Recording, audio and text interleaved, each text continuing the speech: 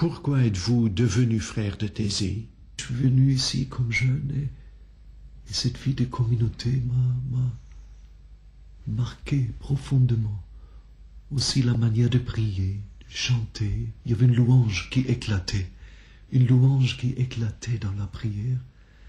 Et en même temps, je voyais que cette dynamique dans la prière est la même dynamique dans la vie, que les frères sont ouverts aux situations d'aujourd'hui, en accueillant les jeunes, en étant présents dans le monde.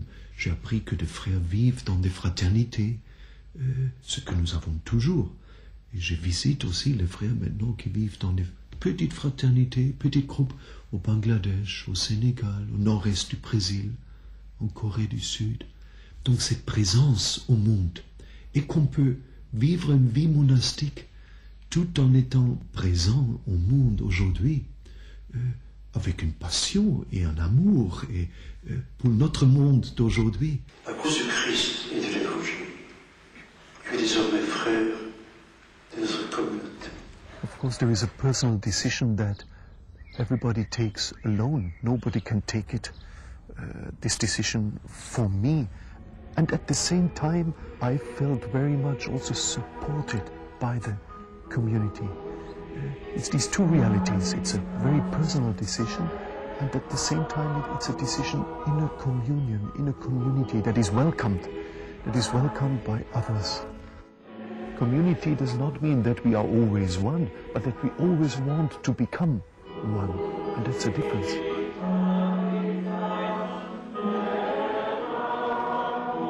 Le fait que mes parents viennent de ce qu'est la Tchécoslovaquie, ils ont dû quitter après la guerre, et puis il y avait toujours cette frontière entre l'Est et l'Ouest. Et quand je suis venu ici, j'ai découvert que les frères voyagent en Europe centrale, en Europe de l'Est. Et comme jeune, les frères m'ont envoyé en Tchécoslovaquie, et j'étais en 74, j'étais 3 semaines à Prague. Et puis j'ai vu, mais nous pouvons vivre une réconciliation. Et les blessures que la génération de mes parents ont vécues dans tous les peuples, nous pouvons chercher une guérison de cela. Nous pouvons préparer un autre avenir. Donc, cela est une expérience très personnelle ou quelque chose de mon passé, de ce qui vit en moi, à rencontrer la vocation de Thésée. Et je pense que cela était comme un dernier appel de Dieu. Van maart tot november komen duizenden jongeren naar Thésée om deel te nemen aan de ontmoetingen die er elke week opnieuw van zondag tot zondag plaatsvinden. On arrive à Thésée et on se sent comme à la maison. C'est assez particulier et je pense que beaucoup de personnes aiment beaucoup cette atmosphère ici à Thésée. Nous sommes étonnés que les jeunes continuent à venir si nombreux depuis si longtemps.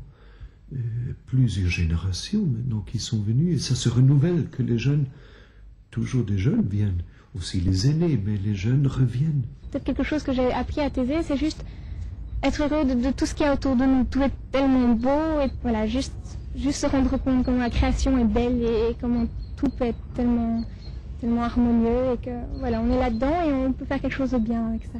Le fait qu'ils disent la simplicité de la vie permet d'autres relations humaines, permet que les relations humaines sont plus simples aussi. On doit s'aider mutuellement, on est ensemble, on vit dans les mêmes conditions tous, dans les mêmes conditions. Alors, cela permet aux jeunes de découvrir une soif plus profonde en eux, peut-être. On a du temps pour soi, on a du temps pour réfléchir. Et puis cette vie en communauté est tellement riche qu'on peut tout le temps se remettre en question par rapport aux autres. Et c'est ça, on apprend juste la vie, on apprend juste à vivre ensemble comme ça devrait être partout. Et on apprend tellement, c'est tellement riche, c'est vraiment incroyable. Alors pourquoi ils viennent, qu'est-ce qu'ils cherchent ici?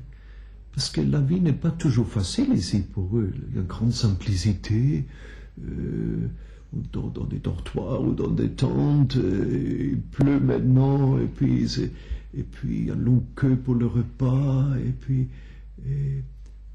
à la fin de la semaine, souvent ils disent, c'est le silence. Même quand il y a beaucoup de jeunes ici.